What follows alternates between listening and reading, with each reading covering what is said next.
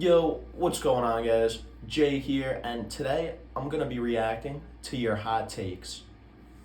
Alright, so before we dive into it, just going forward for the future, if you want to participate in a video like this, if you want to have your hot take reacted to, or anything else I do involving you guys, make sure you follow me on Instagram at talking.hiphop. I post my question tabs on my story there. Make sure you're there next time if you want to be featured. Starting with my friend Hover Reviews, he said that Kanye West has not surpassed his mentor Jay-Z yet. And now, those of you guys who know me know that to me this is a freezing cold take. This is like blatantly obvious that Kanye hasn't surpassed Jay-Z. In my opinion, Jay-Z has arguably 3 albums better than Kanye's best. Reasonable Doubt, for sure. The Blueprint, for sure.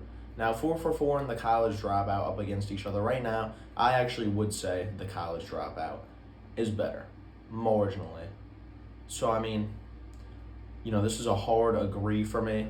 There's no doubt. I don't think Kanye ever will surpass Jay-Z unless he drops his best album with his next one. Alright, so the next hot take comes from my good friend, Love of Vibes Entertainment. Be sure to check out his podcast. Me and him did a recording for a Utopia review, and I'll be back in the studio with him soon, so make sure to check his shit out. But he says that, keeping with the Kanye West theme, of course, The Life of Pablo is not top 5 in Kanye's discography. Now, again, this is another take. If you know me, if you know how I feel about Kanye West, this is freezing cold. TLOP is Kanye's worst album besides Jesus is King, in my opinion. It is an eclectic hodgepodge mess of songs. There are definitely some super huge highlights, some of Kanye's best songs, like Waves and No More Parties in LA, but for me, a lot of the best songs on this album, and even the alright ones, are carried by features. We don't get that many great Kanye West rapping performances outside of songs like 30 Hours, St. Pablo, or again, No More Parties in LA. And again, this is almost a 30-track album. A lot of filler on here, in my opinion. A lot of people like to say that this is a beautiful, intentful mess, but I think there's no intention with what Kanye did here. To me, it's more like he took the tracks he made with the biggest features and threw them all onto one long, kind of boring album. Now, I apologize before because I'm going to butcher this, but my homie Vance1146 correct me so I could pronounce it correctly in the future, but he says, sometimes I might be introverted is greater than the miseducation of Miss Lauryn Hill. Now, of course, these are the two most prolific albums to ever come from female hip-hop artists. They're 2 albums that, to me, are about on the same plane. I could honestly go either or depending on the day, but guys, it's the miseducation. This is definitely not a hard disagree. I could see it either way. Both are really great albums and stand out for very different reasons. Lauryn Hill, of course, with the R&B and rap combination, all the great singing she does. And, of course, Sims is someone where you're more focused on her great lyrical content, storytelling, and messages throughout the album. And, of course, Lauryn Hill has that as well, but she's not as good of a writer as Sims. Alright, next up, Not Just Old School Reviews had to say that To Pimp a Butterfly is overrated and is not Kendrick's best album. Now, To Pimp a Butterfly is a hard album to discuss how overrated or underrated it is, since it is an album that many people have as the best hip-hop album of all time. It is a album that, if you have that take, nobody is going to look at you sideways. It's very respectable. But I do agree that it's not Kendrick's best album. I don't think it's an overrated album. I disagree with that portion of this take because it is one of the best albums of all time. Extremely important, but I think Good Kid, Mad City is actually better. Good Kid, Mad City is just an embodiment of everything that hip-hop is about. If I was asked to show somebody one album that could best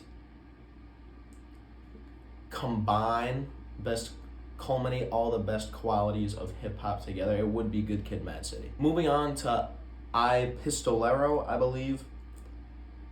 They had to say the Off Season is still album of the decade. Now, this was a very interesting one to me because in 2021, when the Off Season came out, there was 7 albums that were all very close in contention for my album of the year.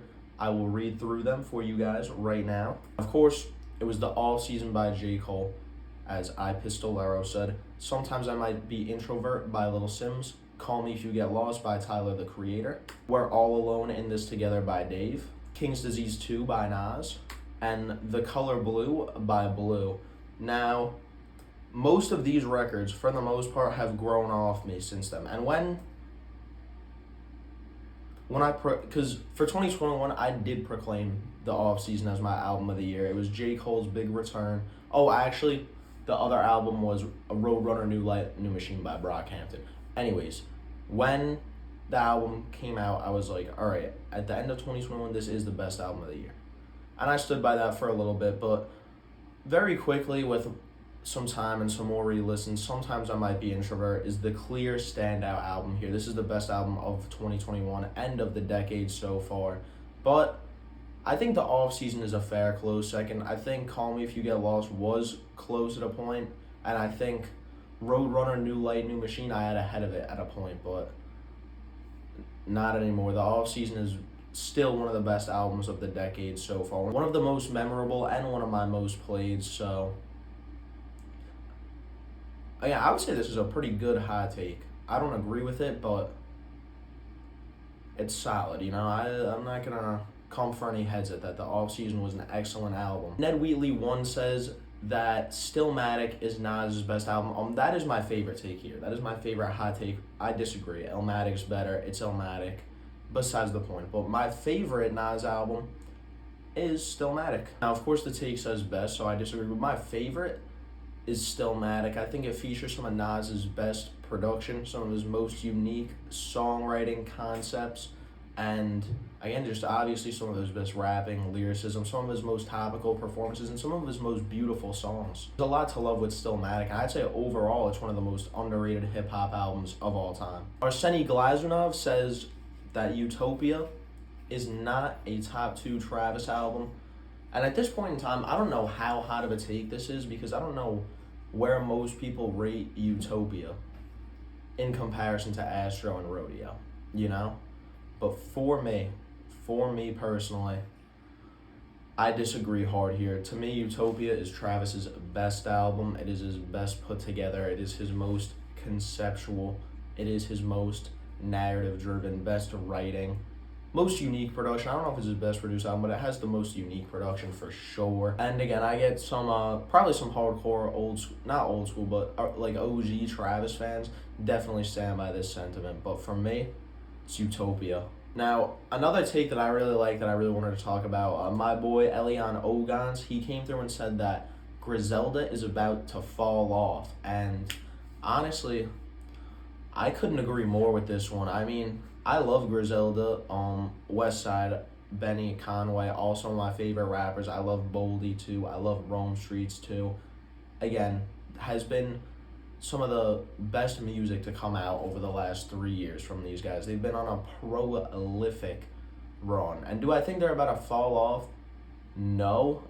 But I think, or fall off in terms of like become less successful? No. I think all 3 of them are only going to get more successful, more streams, more money, all that. But in terms of like quality wise, I agree with this. I feel like with how often Griselda releases music and how, man, I don't want to say repetitive, because repetitive isn't the word, but at least like repetitive or redundant the instrumentals and content matter could get, and how much they've been releasing. Yeah, this makes sense. Boldy James, I mean, he's the biggest culprit of this. I don't really get excited for new music from him anymore. He oversaturated the market. And Benny, Westside, Conway, of course I still get excited for new music from them. But we're at a point where they've released so much music that there's only so much stuff they could do within their like wheelhouse, within their skill set, within their niche sound, niche skills.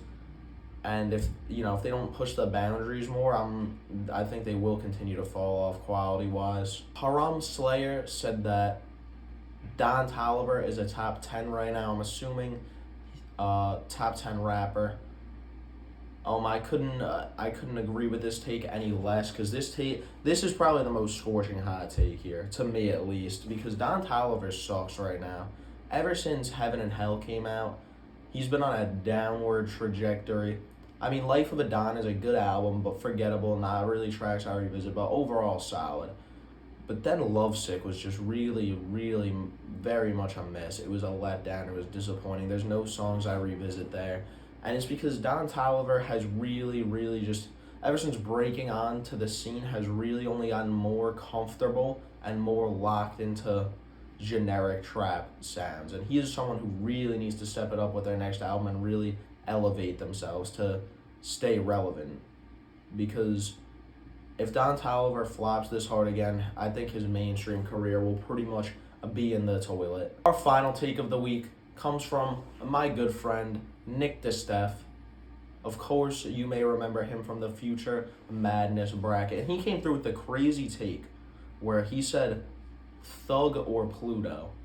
Now, as you guys could tell, this isn't a take. This is structured like a question almost, Young Thug or Pluto, being Future, of course. Now, this is a question that has crossed the minds of many philosophers for decades. These are the two trap goats, the two obvious picks, the two you go back and forth between. And I've had Future as my trap goat, and I've had Young Thug as my trap goat. And more recently, I've had Future as my trap goat because I was listening to him a lot this summer because he's one of my favorite rappers right now. But it's very, very, very hard to deny this to Young Thug. He has the best trap album of all time with Jeffrey. He is one of the most influential rappers of all time and in the trap scene, of course. And there's just his voice. Everything Young Thug does with his voice, everything he's done for the culture by using his voice like an instrument, the way he's changed the hip-hop landscape with that is why I would put him over Future for the trap go. I think removing Young Thug from the rap game entirely would be far more consequential than removing Future in terms of what the rap game would be like now. But yeah, let me know in the comments what you guys think of these takes. Who's out here talking crazy? And is there some low-key facts being spat, like the fact that The Life of Pablo isn't top 5 Kanye? That's some big facts to me. But yeah, let me know in the comments, guys. Like, subscribe, share, all that good stuff. I appreciate you for staying through the end, and I appreciate you guys all for participating and sending through your hot takes. But I'll see you in the next one, guys. Peace.